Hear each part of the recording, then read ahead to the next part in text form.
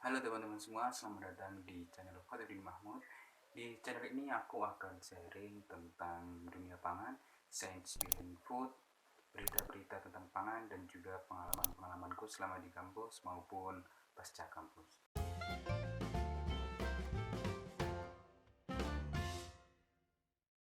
Oke, di video pertama ini aku akan sharing tentang label kemasan. Di sini aku pakai contoh mie sejuta umat, yaitu adalah Indomie. Di sini aku pakai Indomie rebus rasa kari ayam.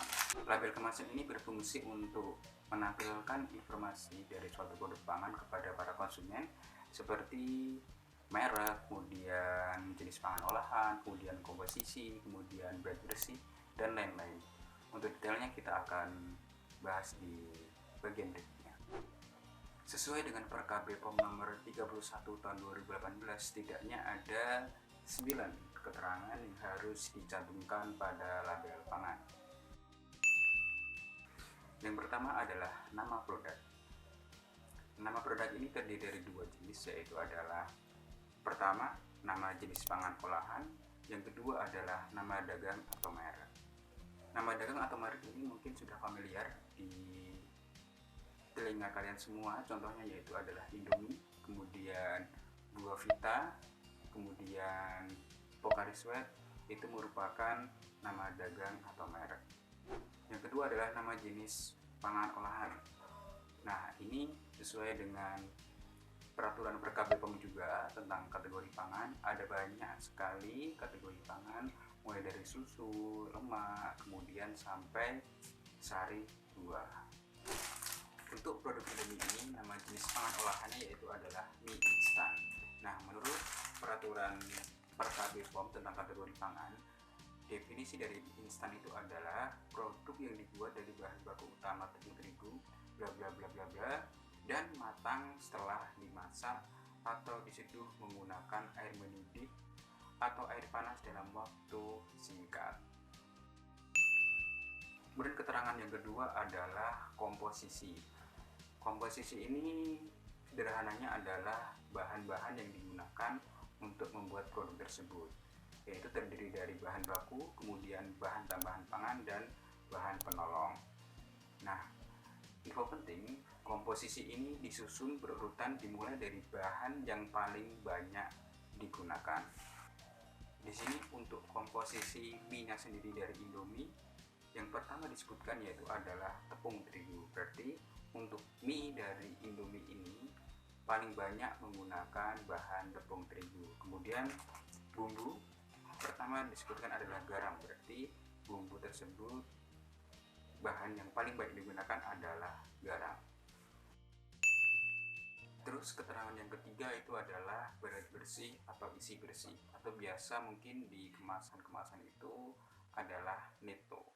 Nah, untuk berat bersih dari produk Indomie ini yaitu adalah 72 gram. Nah, mungkin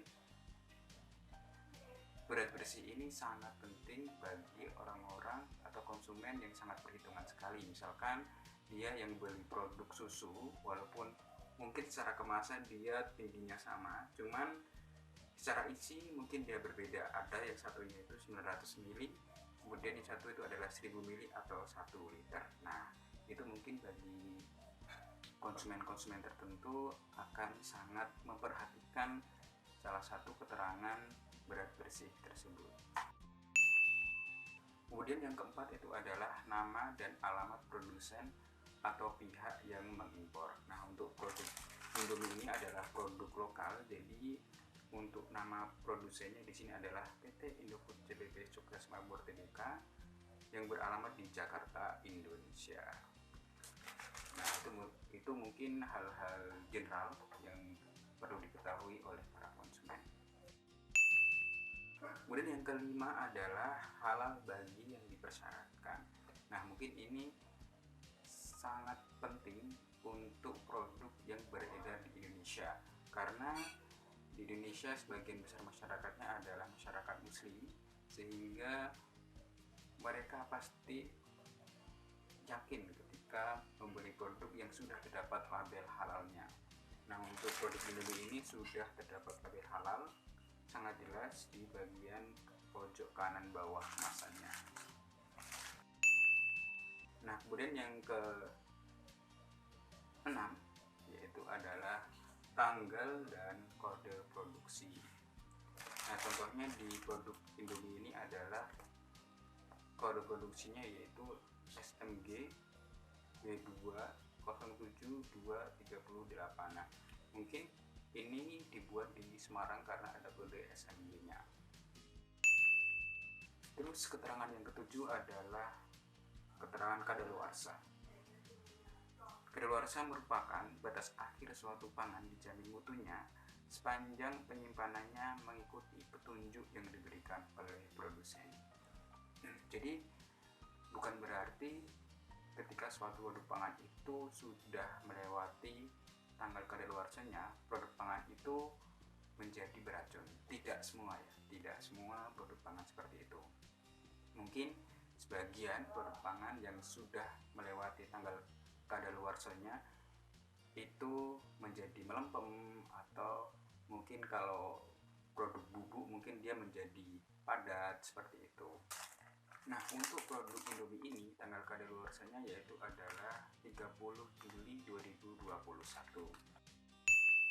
Keterangan yang ke-8 yaitu adalah nomor izin edar.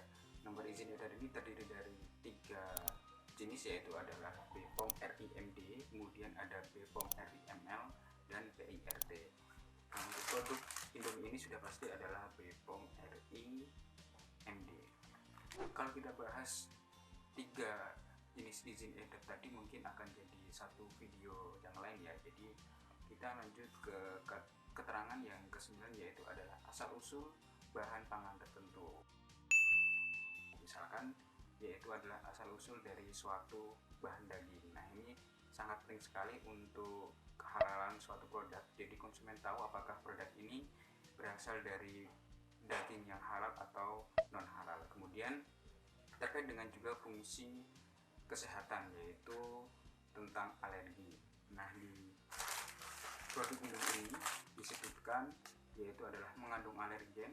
Lihat daftar bahan yang dicetak tebal, yaitu adalah di sini tepung terigu, kemudian telur, susu, dan kedelai. Dari seluruh keterangan yang tertera di label tersebut, ada beberapa keterangan yang harus mudah dilihat dan dibaca pada suatu label, yaitu adalah keterangan nama produk, berat bersih, nama dan alamat produsen, halal, tanggal kadaluarsa, dan nomor izin edar.